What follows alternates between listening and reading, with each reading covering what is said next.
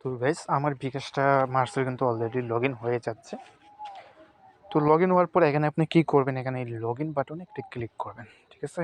এখানে আপনার নাম্বারটা উঠিয়ে দিবেন, অবশ্যই এখানে মার্চের নাম্বারটা উঠাবেন, যেই নাম্বারে মার্চের অ্যাকাউন্ট আছে, তাছাড়াও লগ ইন হবে না কিন্তু। আমি এখানে মার্চের নাম্বারটা উঠিয়ে দিচ্ছি।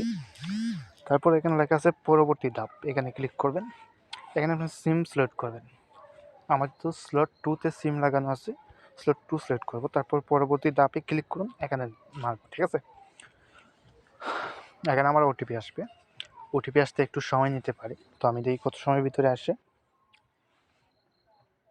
তো আবার আরেকটি কথা বলতেছি, যারা আমাদের কাছে বাইন্যান্স ক্রয় বিক্রয় করতে চান, বাইন্যান্স ডলার ক্রয় বিক্রয় করতে চান, অবশ্যই আমাদেরকে ইনবক্স করবেন। এখানে আমার চলে এসেছে, এলাও করে দিই। পরবর্তী ধাপ, এখন এখানে আমার বিকাশের পিং দিতে হবে, যে মার্চেলের যে পিংটা দিয়েছিলাম। আমি একটু হাইড করতেছি। আমার মার্চেলের পিং দেওয়া শেষ, নিশ্চিত করুন, এখানে ক্লিক করছি। এখন আমার কিন্তু মার্চেল অ্যাকাউন্টটা লগ ইন হয়ে যাবে। আমার মার্চেল অ্যাকাউন্টটা লগ ইন হয়ে গেছে, দেখতে পাচ্ছেন। তো এখন যদি আমি এখান থেকে এরোপ্লেন মোডটা অন করে, এরোপ্লেন মোডটা যেটা অন করে ওইটা যদি আমি এখন সিম খুলে ফেলি, তাহলে কিন্তু এটা লগ আউট হবে না, ঠিক আছে। অবশ্যই এরোপ্লেন মোডটা অন করে নিতে হবে। আর এই অ্যাপটা কিন্তু আমাদের কাছ থেকে কিনে নিতে হবে, না তাছাড়া এটা কাজ করতে পারবেন না।